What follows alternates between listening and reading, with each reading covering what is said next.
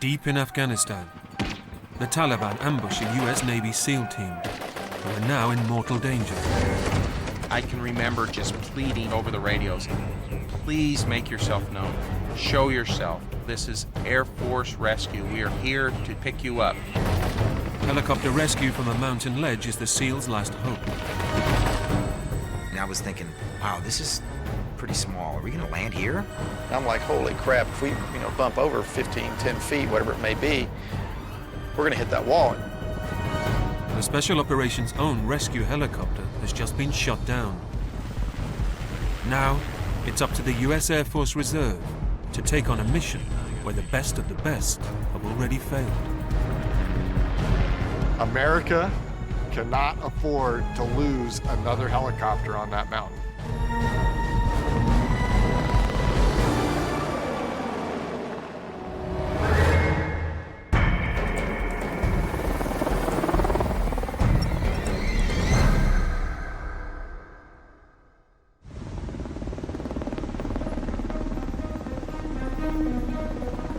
High above the Gulf of Mexico, a US Air Force Pave Hawk helicopter is low on gas. Melbourne Tower, Charlie 11. Charlie 11, Melbourne. Yeah, good afternoon. Charlie 11's just off Patrick, south along the beach. I'd like to transition your key, if we can, to the south. Charlie 11. These volunteer pilots are with the 920th Rescue Wing, the only reserve rescue wing in the US Air Force. Charlie 11, King 55, you can proceed up track. We're going to chase you. They're rehearsing the delicate art of in-air refueling. It's a vital skill they'll need to fly combat search and rescue missions in Afghanistan.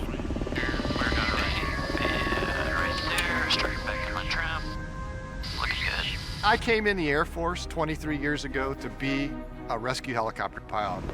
That's been a dream of mine even since I was in high school. Everybody has their choosing in life, and that's just something that I wanted to do. 1155, they're ready for a disconnect. Okay, coming down for a disconnect. Today, Jeff McCrander is commander of operations in this unique aviation unit.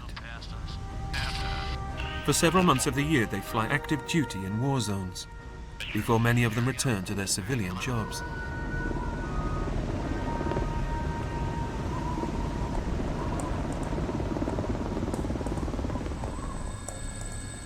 In the summer of 2005, 2 helicopter crews from the 920th are nearing the end of their tour in Afghanistan. We'd have maybe a couple, 2-3 day turnover and then be home, and we already had plans for the 4th of July and parties, and unfortunately none of that happened.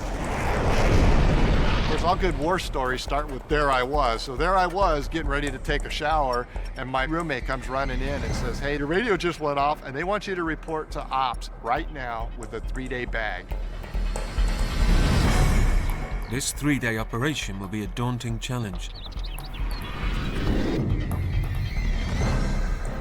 They are to locate a covert 4-man Navy SEAL team high in the mountains of the Hindu Kush. While attempting to assassinate a high-ranking Al-Qaeda leader, the SEALs have been caught in a Taliban counterattack.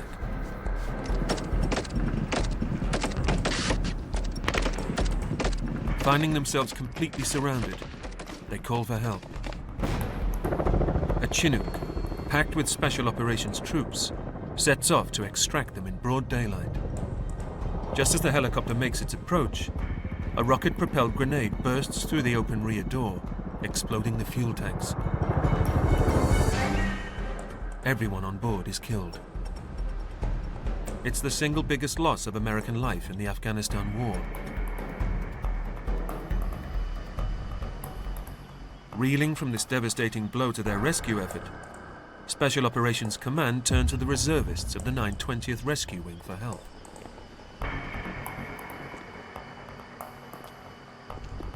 They're a community, a very proud community, that doesn't like to ask for help from outsiders.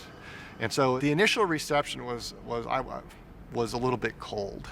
There's a way to make an entrance. This is my destiny. It was now a conspiracy of witches. Download Veely today. Oh, I got a smart pack for you. I think that they definitely look down on us. question our training, our crews, our capabilities. I spent a lot of time interacting with the ops officer there, and well, educating them on our capabilities and what we really brought to the fight, and why we were the right people to be up there doing what we were trying to do. Our confidence was high that if there was somebody there and they were alive, we were going to find them. Skinny will be leading his men into the same valley where the Taliban shot down a Chinook. But instead of the lumbering Chinook, Skinny's crews will be flying one of the most sophisticated helicopters in the world, a toned-up version of the famous Black Hawk. We call it a Pave Hawk. The Pave Hawk is a rescue pilot's dream. This is our hydraulic hoist that has 200 feet of cable. Using its in-air refueling probe, the Pave Hawk's pilots can fly non-stop for 14 hours. Another great thing about the aircraft is this FLIR turret and color weather radar. Its infrared camera and color radar enable it to fly in virtually any weather, day or night. And it has anti-missile defenses. It's a very awesome helicopter.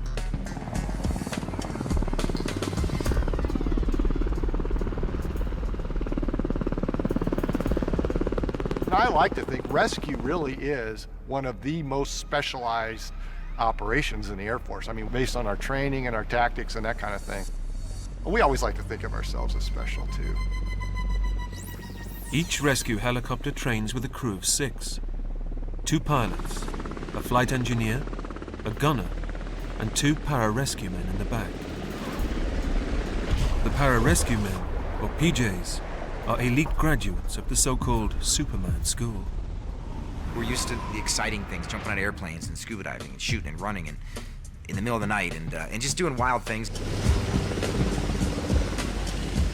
PJs are among the most highly trained emergency trauma specialists in the US military. It's the PJs who will be first out of the helicopter when they reach the landing zone.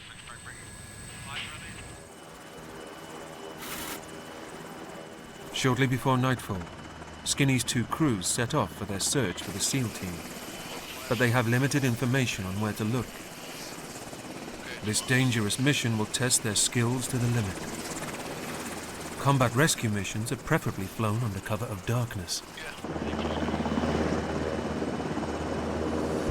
By hugging the ground at night, it's almost impossible for the enemy to see or hear them approaching. To enable the pilots to see in the dark, they wear night vision goggles.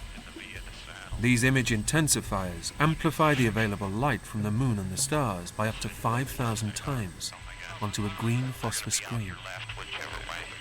The human eye can distinguish more shades of green than any other color.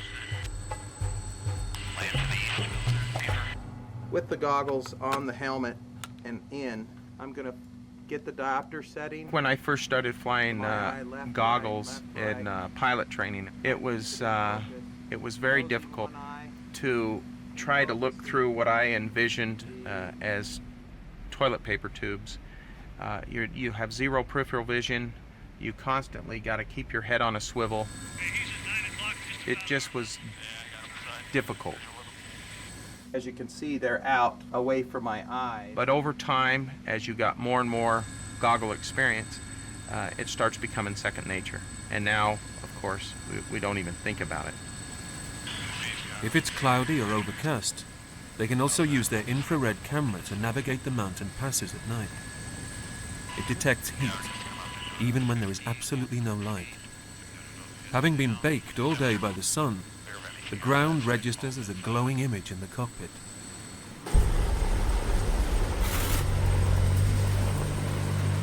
Eight hours into their search, high up in the Hindu Kush mountains, the rescuers are still looking and listening for any signal that could locate the SEAL team. Because, you hear the radio key and you're like, oh, they're right here, they got to be close by. But it's just finding a needle in a haystack. Those mountains were 6,000, 7,000, 8,000 feet high and a lot of area to cover. They fly as close as they dare to the mountainside. The faint clicking on the emergency frequencies suggests someone down there is trying to make contact. I can remember just pleading in my mind, please, please, and we were even doing it over the radios. Please make yourself known. Show yourself. Do anything, because, you know, this is Air Force rescue. We are here to pick you up. We were very concerned about what we would call a SAR trap, you know, where the bad guys now maybe have captured these guys and are using their signaling devices to lure the helicopters in to shoot them down. And they had obviously demonstrated an ability to shoot down U.S. helicopters in that area, because we were searching the same area where they had just shot down a U.S. helicopter. Despite fears of being lured into a trap, they do not want to abandon the search. They know that if they don't find the missing SEALs soon, the Taliban surely will.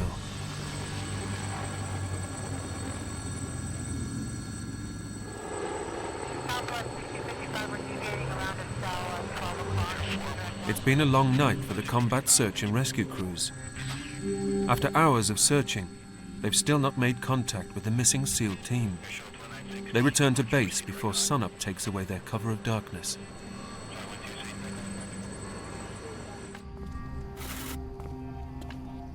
Shortly after dawn, there's a breakthrough. Stop right there. An old man arrives at a remote Marine base with a handwritten message from a Navy SEAL.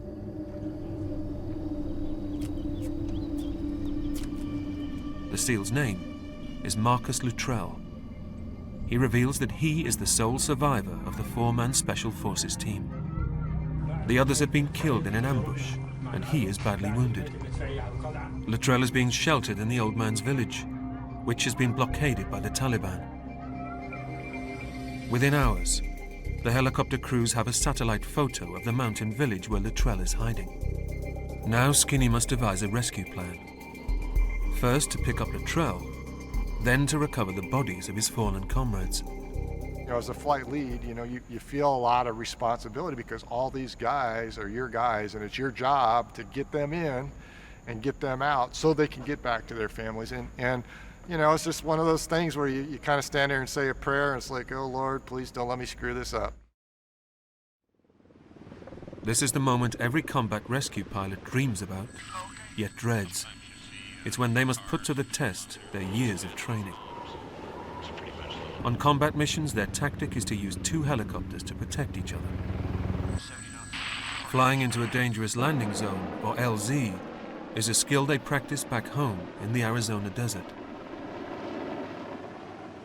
Most of our training is to be able to get into and out of an LZ, 1, as fast as we can, and 2, having tactics where we can cover each other.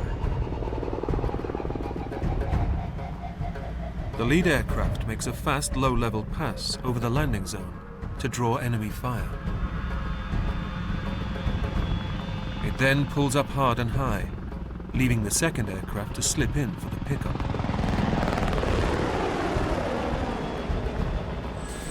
LZ in sight. Nice visual. Pilots control. Pilots controls. On the approach, crew. Working together, the entire crew guides the pilot into the trickiest spots by relaying back to him every obstacle and danger. If you do that in a smooth, coordinated, relaxed manner, we all work together, so we know how we think. And if you hear a person's voice starting to get a little shrill, you know who they are, that what the problem is, that there is a problem. Board 10. Out. Board 5, 4, 3, 2, 1. Clear left. Coverage good. So we're holding that, simulating that this is the only place we can go due to terrain and winds. How's my cal? Cal 4 clear. Roger that. How high am I? You're about 20. Good copy. 20 feet. Top left. Coming right. Clear. Power's good. 88. You're okay. These maneuvers are difficult enough in Arizona in daylight. But flying into the Afghan mountains at night, they're extremely hazardous, particularly with the Taliban lying in wait to shoot down another helicopter.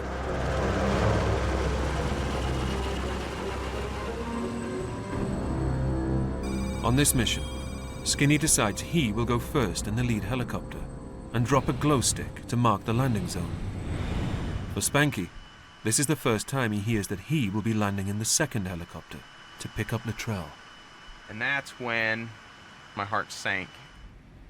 My comfort level shifted, if you will. Now I frantically started paying more attention to the brief, looking harder at the landing zone. We couldn't really tell the angle. We didn't really understand the sheer steepness of the terrain. For some of the Pavehawk crew, it's their first deployment with combat search and rescue. They seriously underestimate the challenges that lie ahead. One of our senior gunners came up to me and he was like, "Do you know that some of us wait our entire careers for one of these?" I had no idea what he's talking about. I was just going back to get a couple pairs of underwear and toothbrush and toothpaste, and I really didn't know what I was getting into. Piece of cake. Not gonna be a problem at all because it looked like a big football field. We're like, hell yeah, we'll come in and do a run-on landing. We just figured, hey, it's just like a big deal. For the more experienced crew members, the fear of failure is all too real. You start thinking about your family, about my 4 little boys at home and my wonderful wife, and just saying, you know, if not just for them, don't screw up.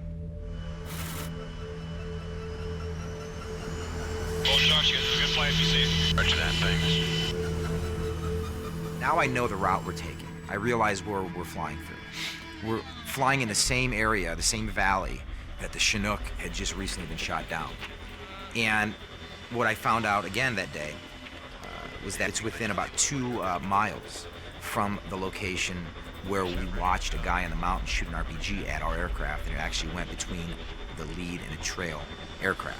So the RPG went right in the middle of our 2 aircraft, and I'm thinking to myself, wait a minute, they've shot at us once. The next time they shot at somebody, they shot them down. We're flying back into that exact same area. I guess it became real at that point.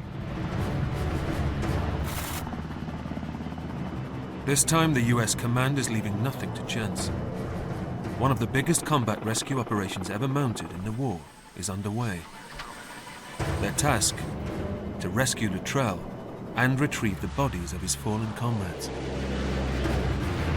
On the ground, Army Rangers creep towards their target.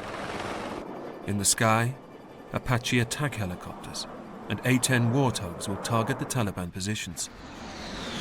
A giant refueling aircraft will provide backup. And flying high above the whole operation, a Spectre gunship. At the moment of rescue, this will illuminate the landing zone with a night sun.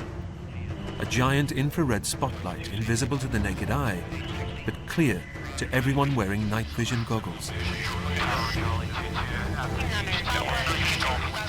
With so many people involved, radio chatter crowds the airwaves. Intensity of the calls got louder and louder and quicker, and until it was at times some guys, it seemed like were screaming on the radio. It's very tempting just to pull up the radios, but you know, you gotta keep your ears open. It is just constant chatter. It's hard enough to hear your crew, let alone assets that aren't even on the same continent. Everybody wants to know the status. What's the status? What's the status?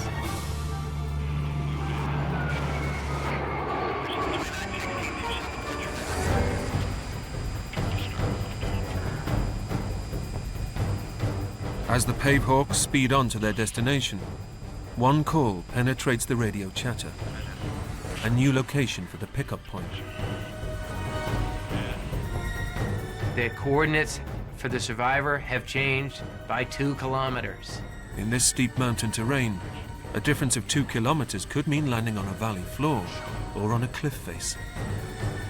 That sparked a little helmet fire for me. We're inbound, we're freaking 3 minutes out from the LZ, and I'm like, I don't need a grid coordinate right now, because I can't come in focused inside this aircraft and put that in fast enough. Not good. No. I couldn't tell any difference. There's no difference in distance, there's no difference in time, and at this point, even with my helmet on, I'm sure I was pulling what little hair I had left out. Despite the last-minute confusion from Command HQ, Skinny tells his co-pilot JP they have to go in. An extra decimal place on the end of the coordinates has almost jeopardized the entire mission. It turns out, due to a misapprehension of what the scale of the maps and the coordinate format that they were using, the actual objective did not change the 2 kilometers that we were told. It changed precisely 2 meters on the map.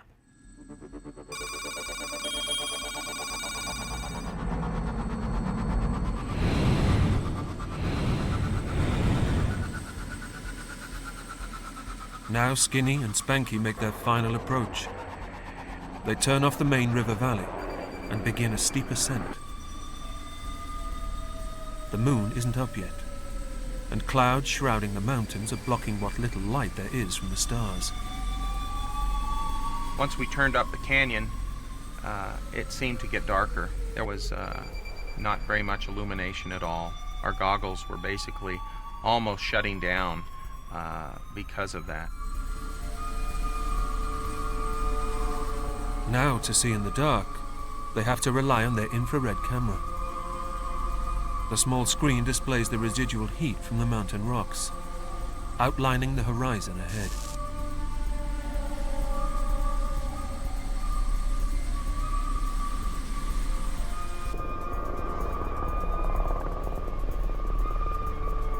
We pretty much were hugging the terrain. Of course, we're climbing now because we've been in a river valley and we're trying to climb up to the elevation of where the LZ was.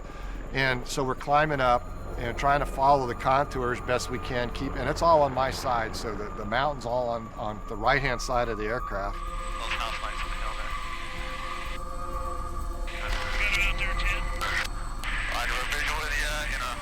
But then as we got closer, we started seemed at first like lightning, but we soon realized it wasn't that.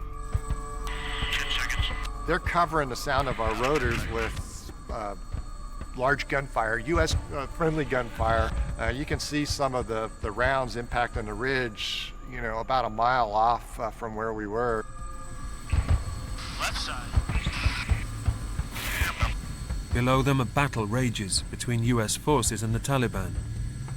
The valley is alive with infrared marker strobes. These bright pulses are only visible with night vision goggles. Every ranger on the ground and U.S. aircraft in the sky identifies themselves in this way. Everybody in their right mind is turning on their strobe light and saying, "Hey, I'm a friendly, don't shoot over here."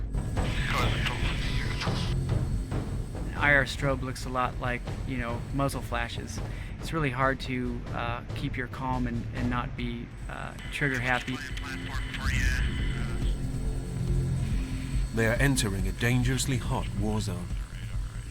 To reduce the risk of being hit by enemy fire, they begin evasive maneuvers, yanking and banking through the twists and turns of the valley. But as they climb higher up the mountains, the air becomes thinner, so the performance of the helicopter's rotor blades is drastically reduced. The only way to maintain their roller coaster ride is to lose weight. And the only way to do that is to dump fuel. So I opted just to dump fuel where we were going, and unfortunately, it wasn't unpopulated. The local Afghanis actually sleep outside during the summer months, but I had to make that decision. I want that extra buffer. And I remember saying as my co-pilot reached up to flip the safety wired thing, this is for Penny and the boys, I remember.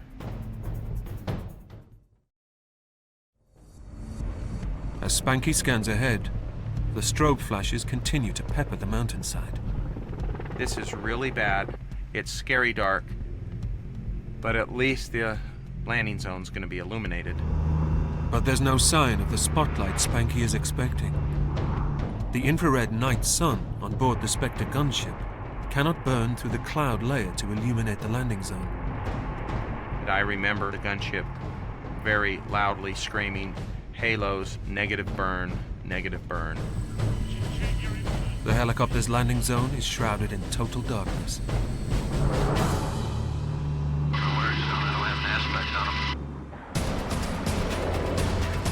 Deep in Afghanistan, a massive combat search and rescue mission is closing in on its target, Navy SEAL Luttrell. On the ground, a battle is raging between US forces and the Taliban. In the air, the helicopter pilots have a problem. On their final approach to the pickup point, they're flying blind. The Spectre gunship, flying high above, is still unable to shine its infrared spotlight through the layers of cloud. Flying much lower, the A-10 Warthogs begin attacking the Taliban positions.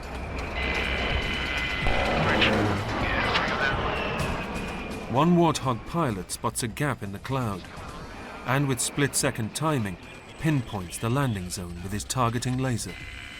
It's just a beam of light exactly where I needed to land. It was like the finger of God. Like, there's a LZ. That's how we got a really good sight of what the LZ looked like. This landing zone is no football field.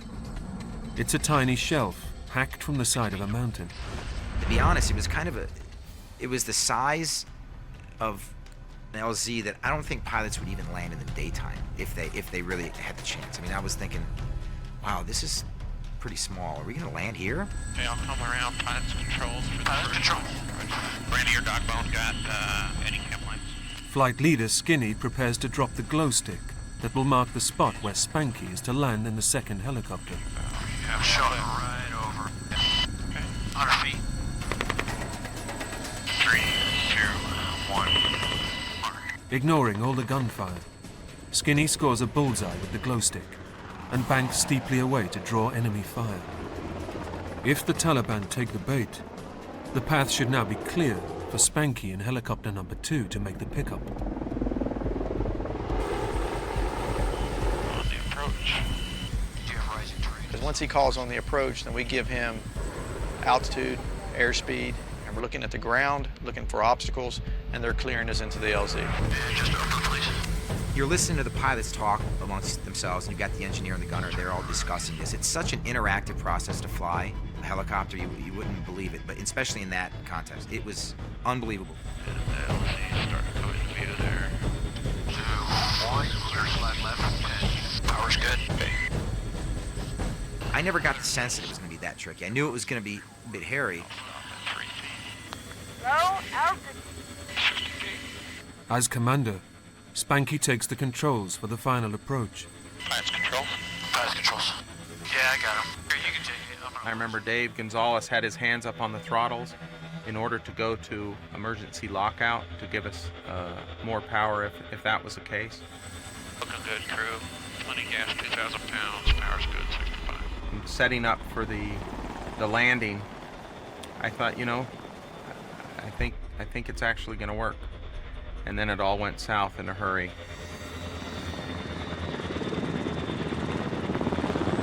You can feel the pitch change. You can feel the pitch in the blades. You can hear the engines. Even though my adrenaline had been going, my heart started beating a little bit more. It was like, okay, here we are. Let's just stay focused. Slight down slope. All the way up to that point, all the way up to where we were 10 feet above the ground, everything was nice and calm. 430. 420. 4, 3, 2, 1. Clear slide. And then, brownout. In the last seconds of the approach, the downwash of the rotors whips up a blinding cloud of desert dust. And that's probably a helicopter pilot's worst nightmare. Up in the mountains, on a very dark night, in a very tight, confined space, browning out, and now losing all visual references. Now I can no longer see the strobe lights on the LZ. And if I can't see the strobe lights on the LZ, the pilots can't see the strobe lights on the LZ, and that becomes a problem.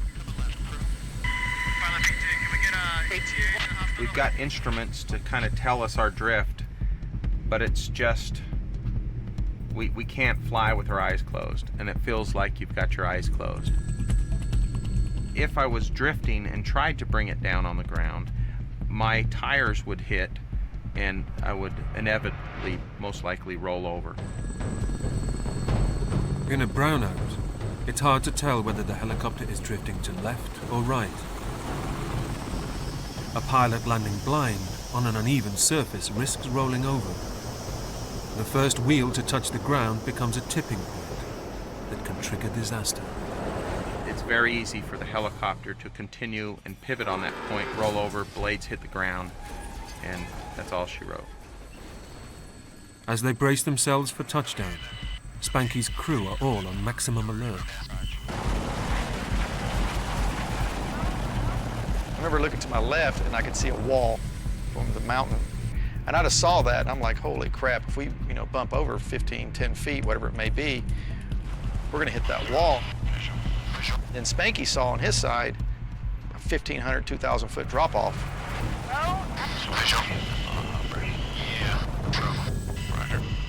On a narrow ledge in a brownout, there's little room for error. I started drifting, unfortunately left, towards the rock face, where my rotors would hit and inevitably crash, and then we'd have a bigger problem on our hands. I told the guys in the back, I'm like, if you guys are praying, guys, you might want to pray now. Being in the business as long as I have, I know that helicopter crashes are nasty, and there's one thing you can do to kind of maybe save yourself, and it's lay down. So at that point, I figured we're gonna crash. By now, Spanky should be safely on the ground, but he's still hovering blind in the dust, completely dependent on directions from his crew. You can hear the pilots just back and forth, stop left, stop right, stop left, and it just continues. The pilot has controls, co-pilot, and it was an orchestra of I don't even know how to explain it. I had noticed the tail had gotten somewhere between 2.5 to 5 feet of some of the trees. I told the pilot, and as I was kind of turning around the aircraft, and I had to get my bearings about me and figure out which was left and which is right to him, to me, to the aircraft. And so it got a little confusing. If you got a nice, calm person in the back saying, hey man, stop right, you need to come a little left, you're gonna put a little left correction in. When you got somebody in the back screaming, stop right, you're gonna react to whatever you're hearing in the back, because there could be some big tree there and you really want to get the aircraft away. The warning shouts to avoid hitting the wall or the trees make Spanky pull the aircraft hard right. At the same moment, Gonzo, fearful of the drop-off on the other side, goes to the dual controls to prevent Spanky overcorrecting. I just put my hand up by the stick because I was expecting a huge correction, and I just kept Spanky from making that. My technique is when I come into the LZ, 10 feet off the ground, look for a reference, a rock, anything that's not going to blow away. And I went down and looked, and I just didn't see nothing. It was just dust.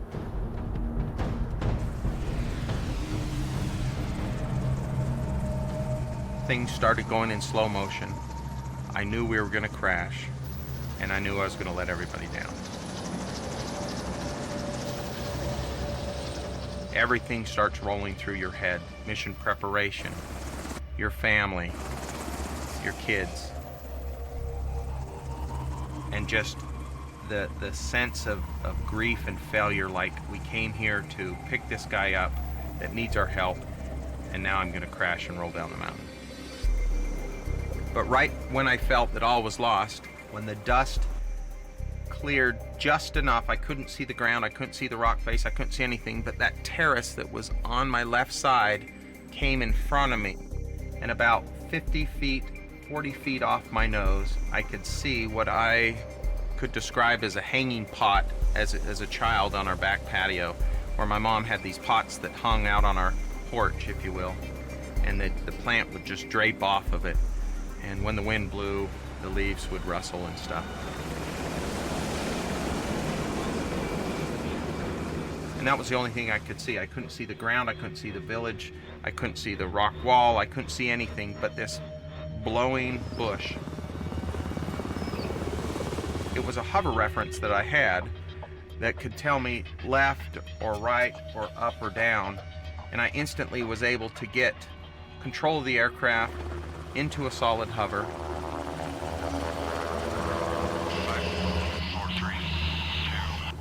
Only when the dust settles do they realize the incredible tightness of the landing zone. We were probably less than 2 feet from the edge. I wouldn't even have done this in Tucson during the day, probably. It would just have been stupid. Yeah, I wouldn't have done it even during the day.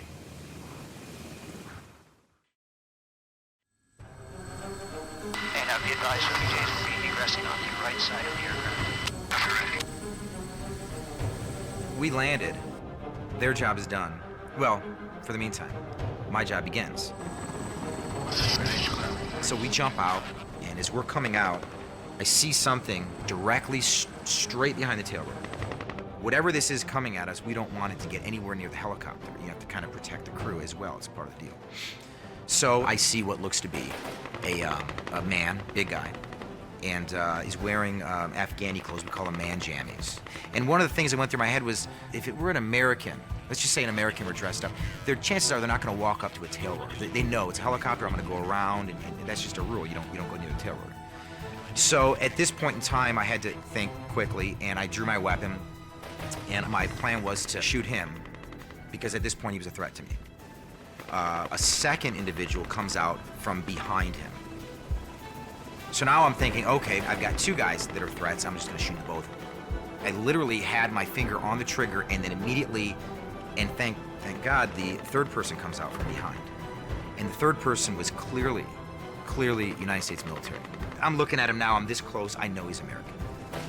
This is a U.S. Ranger, and he quickly indicates which of the men is Luttrell.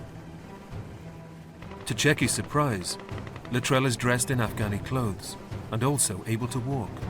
I immediately, instinctively, go into an authentication role. And one of the things I'd memorized was his favorite superhero was Spider-Man. He also had his dog's name. Now, I really only needed to ask him one question, but I went ahead and asked him both. But anyway, I asked him, what's your favorite superhero? And he looked at me like, what? What are you talking? Oh, yeah, I know, okay. He told me it was Spider-Man. Excellent. Same with me. It's my favorite superhero as well. Once Marcus Luttrell's identity is confirmed, they realize he needs urgent medical attention. They will have to fly him back to base before attempting to locate the dead bodies of his friends. There's still a battle going on, like literally 100 meters from where we are. I mean, it's literally as we sit there. And I'm thinking, we haven't left yet. What's going on here? And they're waiting for me, so I hit the mic and I said, go, go, go. And they were like, all right. And then we were up and at it. Okay, 1, 3, 2, 1. I pulled straight up and then just dove off of the cliff into the dark hole. And then, of course, all the chatter came back on the intercom. Everything was going crazy. I looked at Marcus. I started talking to him. He sat in a corner. It was kind of surreal at this point. I kind of realized that we just rescued him, and this guy, you know, and all of his buddies are dead. So as I look into Marcus, I got my night vision goggle and I'm focusing it. And I just want to get a good look at him, and you can see the look in his eyes. You can just see the intensity that this guy had been through, and I don't even know how to explain what I saw, but it was pretty amazing. I tapped him on the shoulder. I shook his hand. I said, "Welcome home, brother." With only 5 minutes of fuel remaining, they just make it to a forward base where they deliver Marcus Luttrell. With his legs full of shrapnel, a SEAL to the end, he insists on walking to the medical unit.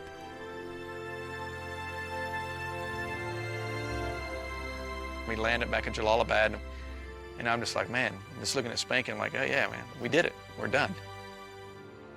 That's when everything started hitting me. The PJs in the back, especially Perchecki, was hooping and hollering. He was standing outside my window, pounding on the glass. And I just remember thinking, they have no idea how close we were to crashing. And I don't think they fully realized just how close they were to balling it up on the mountainside. And that's when the wave of adrenaline left me, and I just started shaking.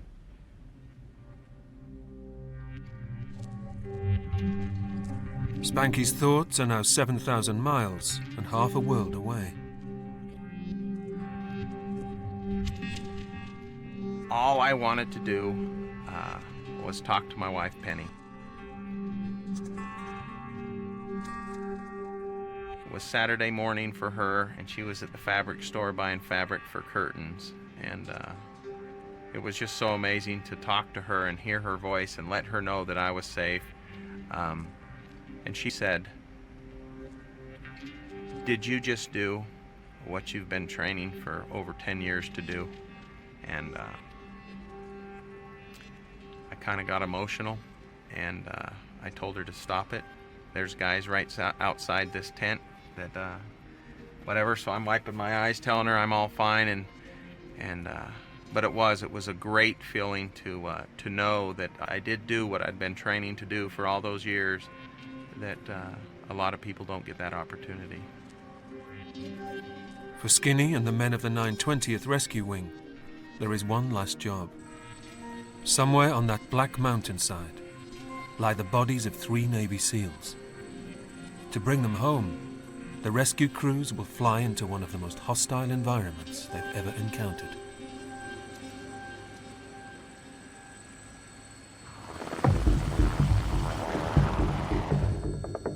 Having saved Navy SEAL Marcus Luttrell, the 920th Rescue Wing prepares for an even riskier mission.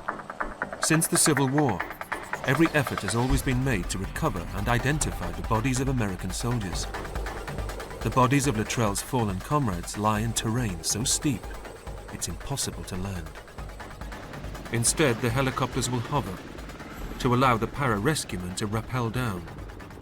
But there's an added complication flying at night in the high mountains of Afghanistan. The air is so thin, the rotor blades do not generate enough lift to allow the fully equipped rescue helicopter to hover. This becomes particularly acute when attempting to hover over a steep slope. Hovering near a flat surface causes the flow of air through the rotor disc to slow down. Known as ground effect, this makes hovering easier. Pilots think of it as a cushion of air.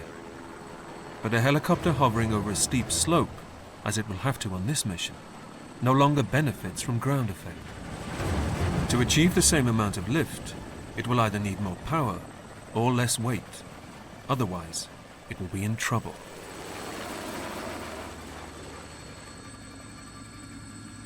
Before they take Checky and the para-rescue men back in again, they'll need to drastically reduce their load. How do you lighten these helicopters? Well, you take these big heavy fuel tanks off. You take these big heavy machine guns off. We thought it just might work. They pulled everything off of that helicopter that wasn't nailed down, and they pulled off some things that were nailed down. I made the hard call to say, we're gonna pull all the weapons and ammo off too. I was like, what? What do you mean you're going to take the guns? I was told in tech school that when you deploy, you'll never take your hand off the weapon. Well, that didn't really work out so well. I even went so far as to remove the body armor in the back of my vest, just because that's really heavy. Of course, I didn't tell anybody that, because that's a no-no. At their pre-flight briefing at Bagram Air Base, a senior officer reminds Skinny of the fate of the downed Special Forces Chinook. He basically said, America cannot afford to lose another helicopter on that mountain. I mean, those were his words to me. Where we were going in, the 47 had crashed just on the other side of the same mountain that we were about to go and hover on. This time it's Skinny who'll be making the pickup. In the middle of the night, they fly out to the place where US Rangers on the ground have found the bodies of the SEALs.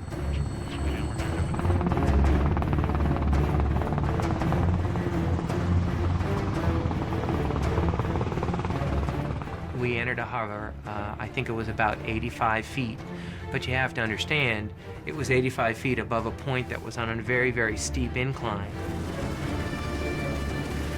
And there were basically about 40 to 60 foot trees all around the LZ, but there was a fairly clear area that was just big enough for me to kind of snuggle down inside of that, where, you know, I'm kind of looking at the top of the trees out my window. So here I was looking straight out of the aircraft, trying my best to keep Skinny away from drifting towards these trees as he's getting calls from both crew members in the back as to exactly where to place his hoist hook. Surrounded by gunfire, the PJs now rappel down to locate the bodies.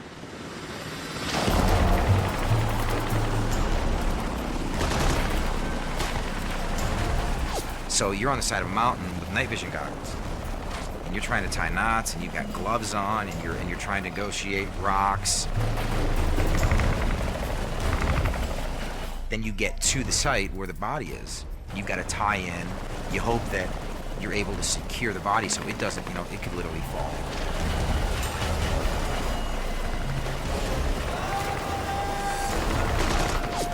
Hovering above the PJs, the Pavehawk's engines strain to maintain lift. You've got rock slides from the top of the mountain coming down on you. And you got to remember, you're a combatant in a wartime theater. So you've got to post teams all around to secure that operation so you don't necessarily have to worry about shooting when somebody else hopefully will be shooting for you. So there's a lot going on. As ground troops exchange fire with the Taliban, the PJs secure the bodies.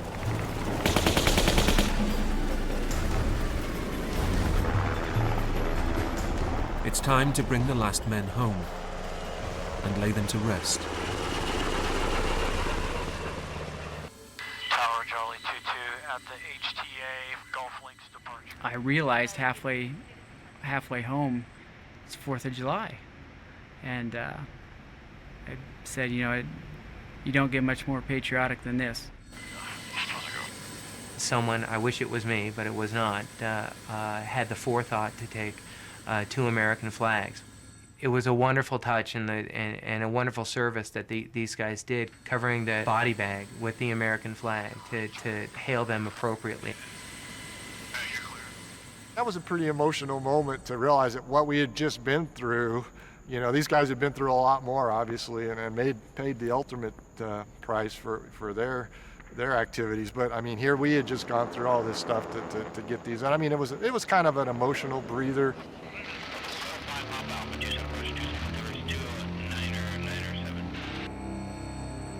It was still dark when we landed back at Bagram, I remember.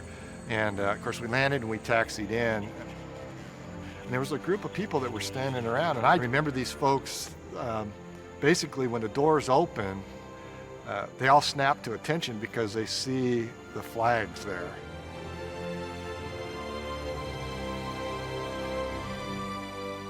With outstanding bravery, the men of Air Force Reserve Combat Search and Rescue have saved Luttrell and recovered the bodies of his comrades. We're rescue guys. We always want to bring everybody back alive if we can. I mean, there's a little bit of pride in me to know that I helped bring him back to his family. Even though I would have rather, as rescue guys, we'd rather bring them all back alive if we could. That just wasn't in our cards that day to be able to do that. So. It was a huge honor for me to know that Skinny trusted me enough to send me in to do, quite frankly, that a lot of us never will do in our career. And I thank him for that. Even as mere reservists, even as guys that spend most of their time, at 30,000 feet rather than 30 feet in the air, even as guys that are more often concerned with peanuts and Dr. Pepper rather than getting a guy out of a combat situation, when we're called upon, we're just as capable, just as effective as any active duty unit could possibly be.